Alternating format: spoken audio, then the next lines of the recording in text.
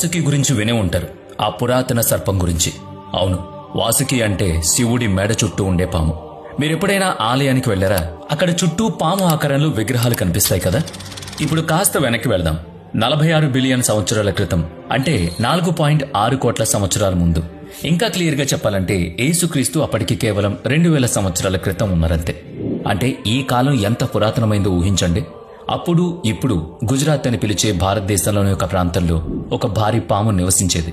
దాని పేరు వాసుకి ఇండికస్. ఈ పాము 2005లో కనుగొనబడింది. 2024లో అధికారికంగా ధృవీకరించబడింది. ఇది ఇప్పటి వరకు కనుగొనబడిన అతిపెద్ద పాము అని తెలుసా? అంతేకాకుండా ఇక్కడ ఒక షాకింగ్ విషయం ఏంటంటే ఇది ఓర్ ఫిష్, అంటే డూమ్డే ఫిష్ అంత పొడవుగా ఉండేది.